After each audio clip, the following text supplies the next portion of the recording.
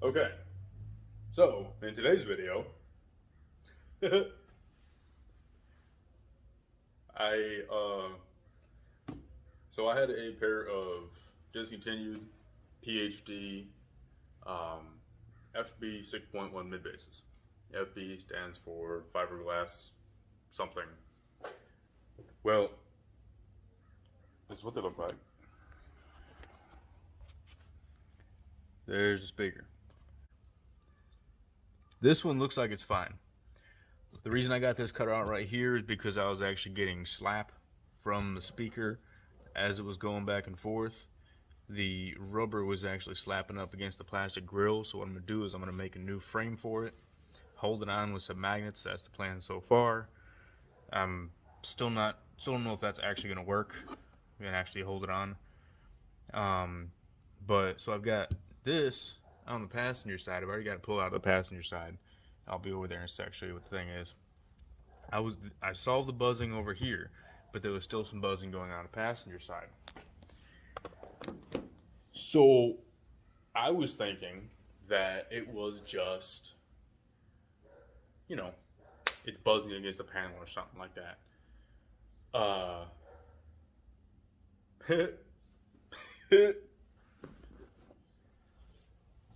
uh, it wasn't.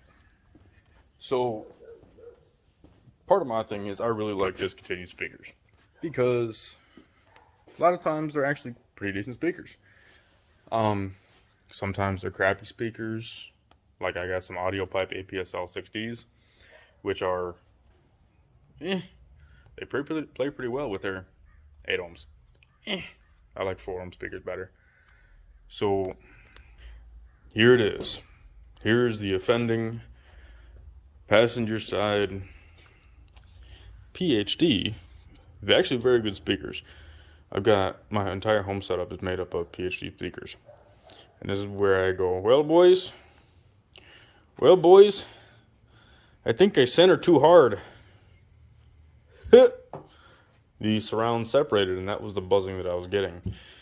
So these are I'm going to use a glue called E6000, which is actually really good for gluing down the surrounds on the speakers. Using the rubber surrounds. You can use it on foam, you can use it on the rubber surrounds, it all works. I'm going to use some E6000 on this. What I'm going to do is I'm actually going to slice this out and glue all around the edge just so it's an even. I know the whole thing is going to hold, and probably going to do the same thing on the driver's side just to make sure. But since the FB 6.1s have an RMS rating of 80 watts and a peak rating of 160, which, like I said in my previous videos, nobody really cares about peak rating. Peak rating is garbage. So they've got an 80 watt RMS rating, and I'm doing the specs for the Helix M4 DSP. Says that the 4 amplified channels is doing about 100 watts.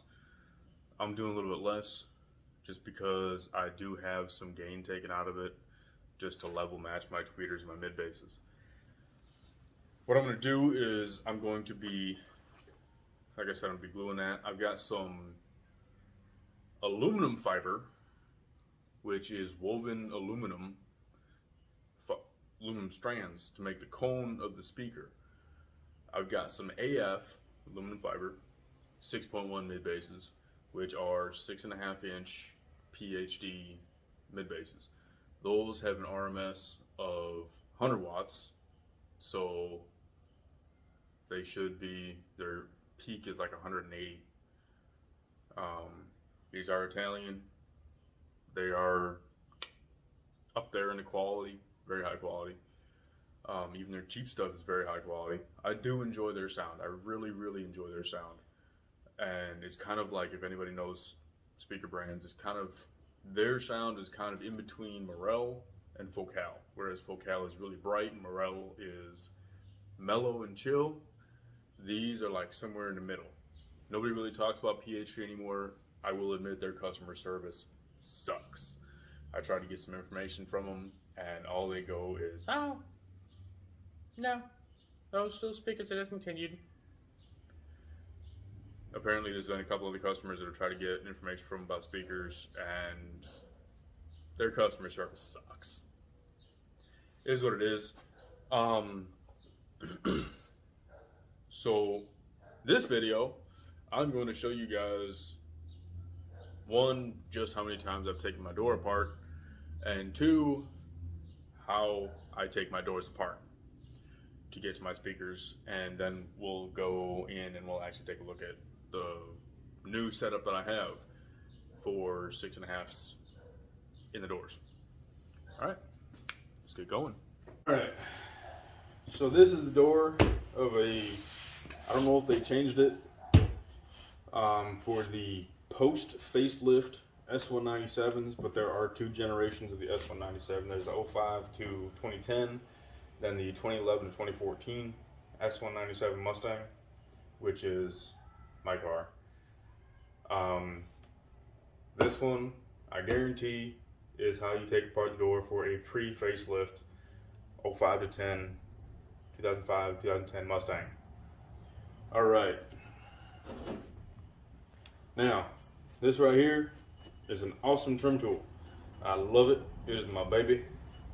I also have nylon trim tools. You can get them from Harbor Freight. They are a perfect accessory, especially good for pulling trim pins and getting in hard to reach places. This is just a quickie tool that I have.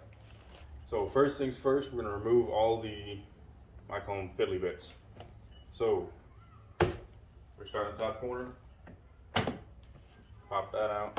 This has this little piece right here. It doesn't actually scratch the material. I don't know how they did it. Kind of sandblasted, bead blast a little bit. But it's got a sharp end. Just pop it in our seam and give it a little twist. Take this. There's a plug inside here. You kind of got to stick your finger right there, or you can use the end of this to reach in there and pop the release clip. Now this is the driver's side. The passenger side is entirely the same, except there is a screw inside this area on the panel on the passenger side, not on the driver's side. There is, this one took me forever to find. There's a little panel back here that exposes a torch nut, torch bolt. Now this one, these are actually two pieces. I just take it, pop the whole thing, slide it in right there, give it a twist, pop it out.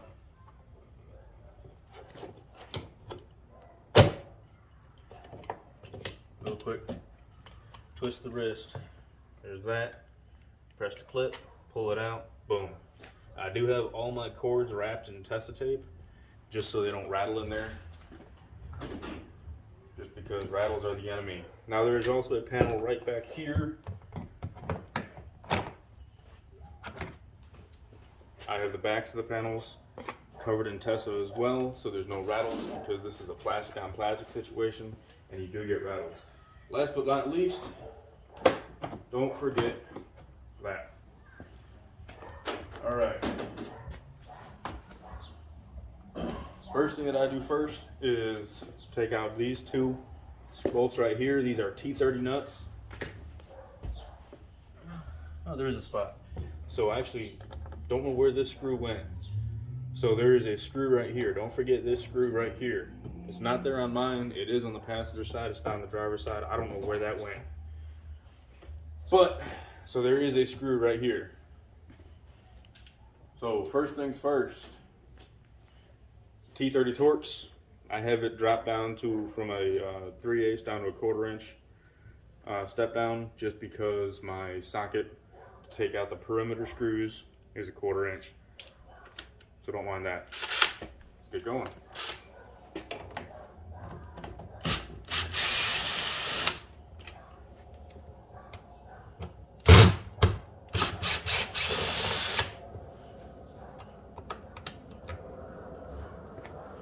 And you guys get to see all the deadening that I did. All right, just those two. Now we're gonna come here. You are going to grab a 7mm socket. there are screws that start right here and go down the entire perimeter and up around the side of the door. I don't remember the exact count off the top of my head, but yeah, we're just gonna.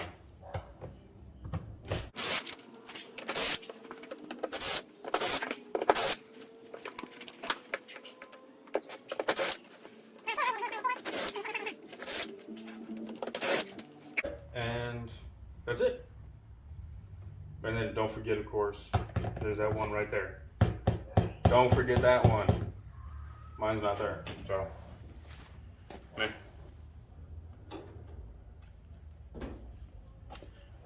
Now, important thing, always be organized. Like my driver's side stuff right there, all in one spot. Screws and stuff in one spot. Same thing on the passenger side. Everything's organized.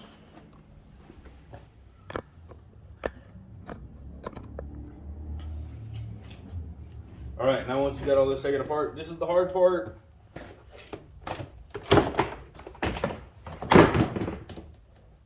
Mine was a little sticky just from all the deadener that I've got on there. Now, there is, you can't really see it because of the camera angle, but there is a clip back here. Not a clip, but a plug. So you disconnect that, and that drops down out the way.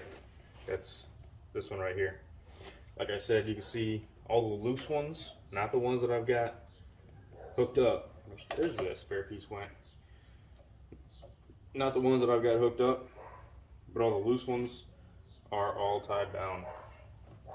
And they're covered in Tessa tape, so they don't, it's a cloth tape, so it kills the rattles.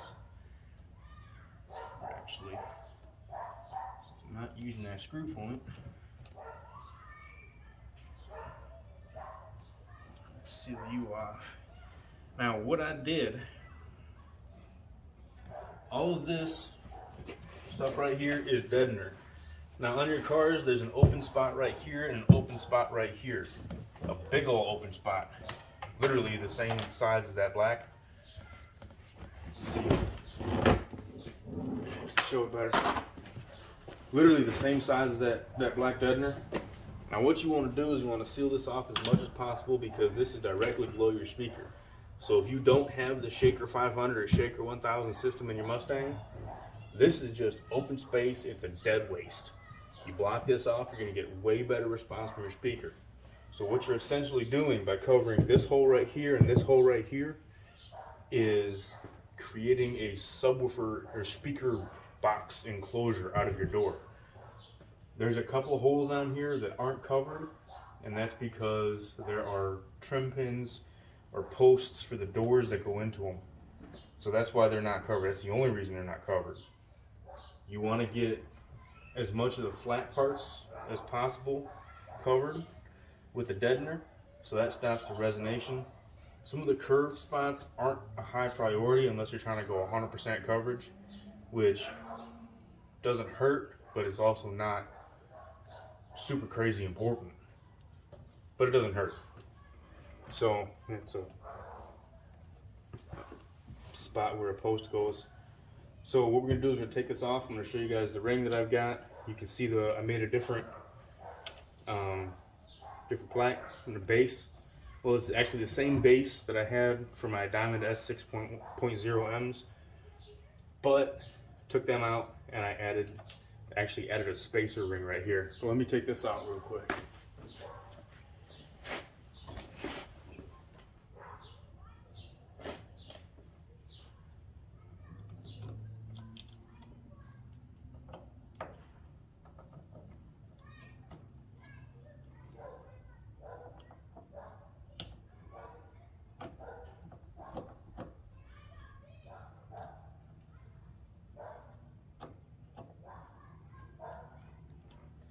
I'm still going to be very careful with these because even though they're discontinued, PHD still makes, these are still very expensive speakers, if you can find them.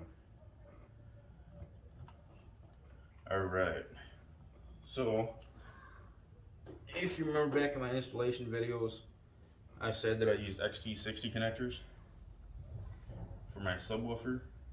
I've actually got them right here as well. There we go, we'll stick. These ones, just so I can swap them out real easy. I've got my XT60 connector, and then because these use these spade terminals, that's the size for you. Now this is a 10 gauge speaker wire, and that size fits. So that's my little, I've got one where instead of having these, it's got the connector right here, but instead of having these, it's got bare wires, because there's actually some speakers that have screw terminals on them. I know the older Diamonds do, and I believe the Audio Frog also has them as well on some of their speakers. I'm not too familiar with them. I haven't used them. I've heard them. They're actually pretty decent, but I haven't used them, so I don't know. I don't know what they are off the top of my head. I've seen pictures, but I haven't actually held it. But little jumper cables. I got a couple spares in different styles. Smaller terminal on one side, bigger on the other. Bare wires, just so I can have, put it on a speaker, plug it in. I got a universal connection. I'm not futzing with solder. I'm not futzing with trying to get stuff to fit, crimping it down, ooh, out the bam, constantly wasting wire by making new leads. I don't got to worry about it. I got my main wire run, got my little jumpers, call it a day. Swap speakers in and out, left, right, and center. All right. So that's how you do that. I'm gonna get working on these.